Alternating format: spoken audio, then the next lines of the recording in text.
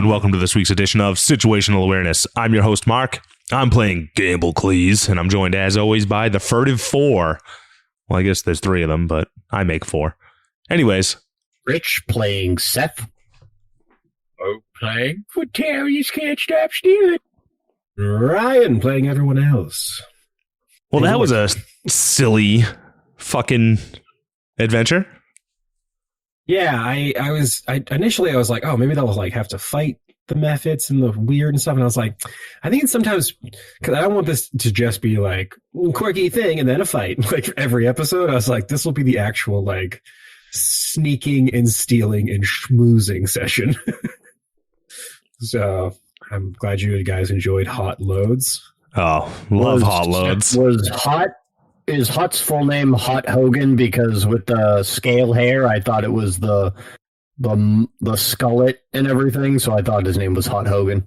No, I found this scrag in if you guys, for those at home, if you want to look up a greater scrag, I believe this is a cobalt press monster. I just wanted like something that was like wet looking and nasty. It like kind of reminds me of Thane from Mass Effect, but like with a silly dick nose. Yeah. I see that. I was thinking of like, oh, I want it to be a very like Spirited Away, like Boiler Man kind of vibe in this place. You know, like everything's like it's kind of like steampunky and magic, and it's like, oh, well, how would wizards do laundry? With like a bunch of unnecessary fun bullshit. They're summoning like steam methods to steam heat everything. I just thought it'd be fun to do that. And then, yeah, I found this creature that was so disgusting. The full name is Gorman Hawt. It's not Gorman Hawt. Okay. So Hawt's his last name. Everything you explained, it sounded like Hulk Hogan to me, except in a more, actually probably a nicer looking picture. Mm-hmm. But, yeah, he doesn't look so hot lately. I just came up with the name Hawt Loads the other day and was like, that's so awful. I hate that. Mark's going to love it. Oh, yeah. That was great. I like seeing you guys just being in like full like distraction mode of like, we're really good at distracting guys. It was like really funny to see you guys all doing that in different ways. Guys were rolling nice and hot too. That was fun. Hell yeah. I was rolling awful. I mean, yeah, you always roll awful. As Seth, yes. That's the whole idea. Can we talk about the best roll of the night? Elaine coming in clutch. Elaine. Yeah. Well, I was like, how do I end this if we're not doing a fight? Oh, I know. Gore will ride this giant, stupid animal Mark summoned through the thing. Like, blow up everyone's spot immediately. What's the dwarf's name? The little manager dwarf? Oh, that was Yamond. Yamond. I had him totally fooled. Oh, 100%. I think what was funny, it was like, he was so confident because he beat you so many times. He was like, this is my buddy. I took all his money. Come on in. Like, it was like, he was so, not for a minute did he like, was nervous about you. He was like, oh yeah, like, cool Minotaur wants to play games with me. This guy's awesome. On like a smoke break, like you ever been on a smoke break and like a homeless guy like wanders up and you're like, this is my buddy for 5 minutes because I'm afraid of you. I think it was kind of like that.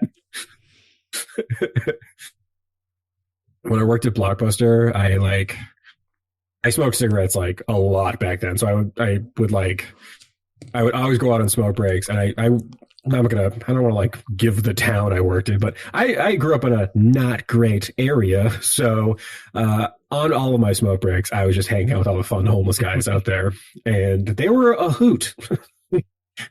I had like such a great relationship with everyone in that like little plaza I worked in. Oh, hell yeah. Sometimes you got to be like, okay, bud, all right, we've had our fun, but you're scaring the children. So got to kind of go outside because I think you're on a little bit of drugs right now, which is fine. It's, enjoy your day. But there was one guy that he would come in at the end of the night and he would basically change over all of the like quarters and change he had made, like bumming from the day, into like bills. And it was awesome for me because it meant I didn't have to go to the bank in the morning to get more change. That's hilarious. Wicked great relationship. That was my boy. I was like, oh, hell yeah. You got my nickels. It was like a really nice thing we had going. I'm a little bummed that we're already on the third episode of this because I do really, really love these characters already. Well, I mean, once they get on the train, that's not the end of their story. That's Assuming true. they make it to the train. I know we've done some silly one-shots, but I think the Gort shorts are going to be an ongoing thing for a couple reasons. One, I think Gort may be the fan favorite NPC so far. It's tough running. There's a lot of great ones, but I think Gort might be a big favorite. I also think his mission is just so funny to me. I want to keep exploring how that goes. And also, let's be real, we're all men in our 30s, so it's, hard to always be able to do in-person recording. So it's nice to now have an option to kind of do these kind of mini things on times we can't fill in. Yeah. Yep. Yeah, this month has been cursed. This month has been wicked cursed. Filler arc February obviously is only happening because we had scheduling conflicts. Yeah, then everybody got sick. Also, everyone's sick. I had a crazy fever all weekend. We were supposed to record a couple of days ago, but I couldn't sit up. And I was like, yeah, I mean, usually our sessions are a fever dream, but I don't want it to go that far. But I hope my mic sounds better. I'm so sorry to the listening audience who had to go through those first two. It's so bad. I hated editing it. I was just no, just so frustrated. Just maybe the music will help. As I'm putting in the stupid songs over Chris's rough cut. I was so upset. Yeah. It's all right. It's all right. My bike was that much better. I think, yeah, yours is bad, but mine was worse. And the voice you're doing almost kind of masks it, where not happening on my end. So I did get a new mic. I hope it's a little better. It's the same one Rich has. So I'm hoping it. Rich has sounded good when I was doing the music for it. So I was like, that should be fine. Please, God. Yeah, it's a nice mic. Yeah. I'm really excited to get back to in-person recording. Oh, yes. Amen, brother. I miss that crisp audio. Yeah. You mean the way I sound because I'm using the actual equipment off of it? I know, yeah. Bouncing off of each other's faces and stuff definitely helps. Yeah, I just the bits are so much more natural, when we're in person. Yeah. I also miss Roger. I know his arc is kind of coming to an end, but I'm fuck, I want to have more Roger time. So right. And we're just getting into the good stuff, I feel in Magria, So I was I hate doing I didn't want this to kind of feel it's stalled the main campaign. I promise you guys, once this little once the Gort shorts are over, we're gonna get right back into it, and I have a lot of really fun stuff planned for the next couple sessions. So hell yeah. Kelly's gonna pop off. We're going nuts. I think we're recording this weekend, right, boys? Indeed we are. This Sunday. Yeah. Sunday at the Bayside Expo Center. We're gonna do one of those wild 4-episode days, possibly. Mm-hmm. Yeah, I got nothing Monday. I got February vacation for schools next week. Yeah. President's Day, baby. Yeah. I think we do a delirious, wacky good time and maybe send off our boy Roger. Oh boy, I think it sounds good. Yep. I have a rough idea of an off ramp for him. See how he takes it. It's been tough because I just feel Arendir is such a great character with the main cast. I don't know how to. I'm it feels weird to be and later, obviously, we got a lot of guests lined up for the show. So I got to eventually figure it out. But, well, he's not Cosmo with Eric. We could just be and then he went on tour and that's what he's doing. Yeah. It was so much a cleaner break there, It's so much easier, writing off a bard in general, but it's also I think the thing too is that Cosmo had his own life before he met the gang, sort of, he had like dreams of being a musician, and now he has an opportunity to do it. Where Arendir is like, my life is bleebly now. That's true. It's so locked in. So it's like, I mean, I'm not going to kill him twice. That feels crazy and mean to do to a guest. So I have to. Why not? I have to write it in a way that makes sense. Listen, Kill him twice. Make him a coin. no, I can't. I can't do it. Then we could bring him around forever. Get Roger on speakerphone at all times. Roger has like real responsibilities. He's harder to schedule around. But yeah, I'm really happy that we've gotten to kind of let you guys kind of go nuts with new characters for a little bit. I feel like it's always just nice in general getting to play some new characters. I was thinking like I haven't made a new D&D character in a hot minute. I'm like itching to. Yeah, but you got a DM. Really? I know, but What do you mean? All you do is make up characters constantly. yeah, I mean that is Plenty true. of character. It is funny too because all of my NPCs are always so chaotic and so weird, and then when I get to make a character, I'm always like, "All right, everyone, let's do what the DM wants to do on the goal, and then I'm part of the team." Like, I'm such a DM's pet when I'm a player. I'm like, "Yeah, guys, maybe we should button things up and go this way." I can't help it. I do it every time. That's no But fun. I know. It's just someone's got to be the one that's like, all right, let's steer the ship just a hair towards what the DM's trying to do a little bit. No. Let us go off the rails. I know. I'm like, I could not be preaching to a worse choir. Yep. You are though the DM's best friend because I love DMing for you because of that fact that you will just drive the plot along, and it's very helpful. Yeah. What? I know what it's like back there. It's scary. What was the game? Yeah, you were the detective. Where in our other our like personal campaign, where Oh yeah, because there were Who our was friend it? Tom DM'd Tom ran a incredibly fun campaign, and it was like a mystery thing. He was like, "All right, Oh, yeah. we're doing a mystery detective story," and I was like, "Oh, awesome! I love Inquisitor Rogue. I can't wait to play it." And I show up with like a half elf detective rogue, and I'm like, "Yeah, I'm gonna like really fit the scene." And then I look around the room, and the other characters are a katana wielding samurai frog, a Muppet in a trash can, and a 5 snakes in a trench coat. and Haru played 5 snakes in a trench coat. And I was like, all right, so I guess I'm babysitting for the next 10 episodes. he was so mad the whole time we played because we just did our You thing tell- and he wanted to investigate.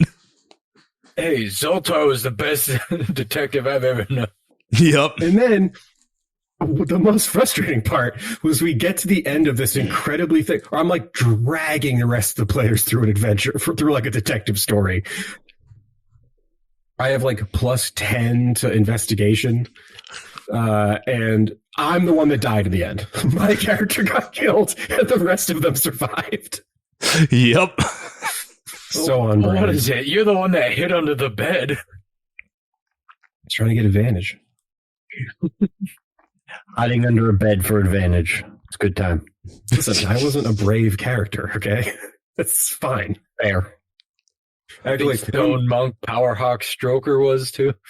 if I'm being totally honest, one of my favorite kind of characters to play is like a little coward. I feel like that's such a fun character type. Just hiding behind shit and better characters the whole time. Yeah, it's pretty tight. I don't know. I feel like I've played a lot of classes. Like, I feel like if you're going for like the power fantasy of D&D, I feel like Barbarian's the way to go. That's like where I felt the most like, oh, I'm like a badass. Hell yeah. But I do like playing like rogues and bards and like squishy characters who are like, get them. Like I kind of hide behind a thing. It's all That was fun. really fun. It's like yeah. But I've been a little worried about how like an all rogue party would go. But I feel like you guys have been like crushing it. Like, Well, a yeah, lot of the nat rogues- 20s have helped a lot. Yeah. That's true. You guys have been rolling crazy nat 20s. And the one time we had to fight anything that with any kind of pushback, we were all on 1 HP. That is true. I did beat the shit out of you guys in that last episode. Yeah. Speaking of nat 20s, your nat 20s revealed a little lore I stuff. know, Furbolg yeah. blood, huh? Yeah. Is that I wanted would that have to plant do a with? bean in that? So, I have a question. Mhm. Are these clothes from the Battle of Tentacle Grove? No, actually. Okay, so this is not Fenric's blood. No. You're not doing that to us right now. No. Listen, I've already said. No, it's his people's blood, though. It sure is. Yeah.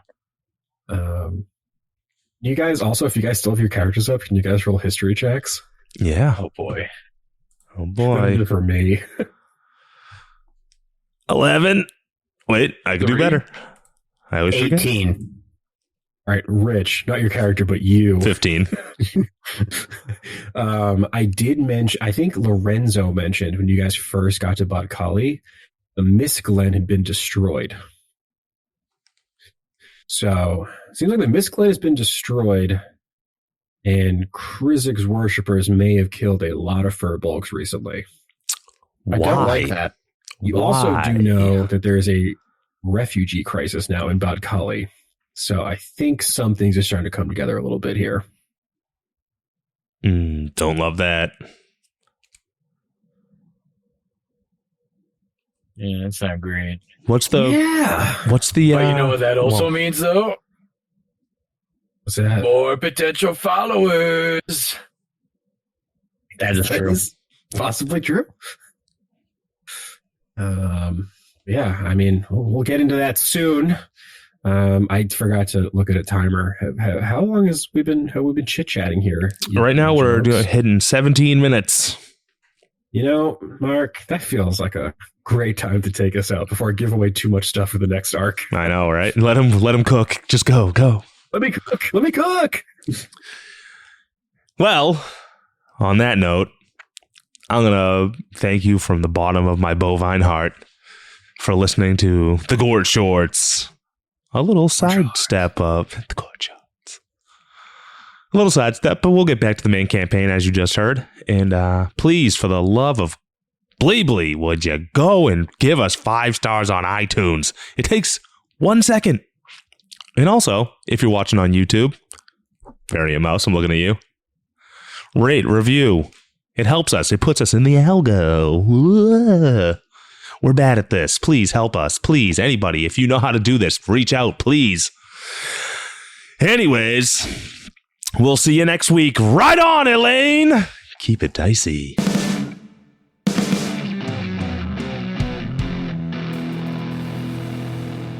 This has been a Business Shark production.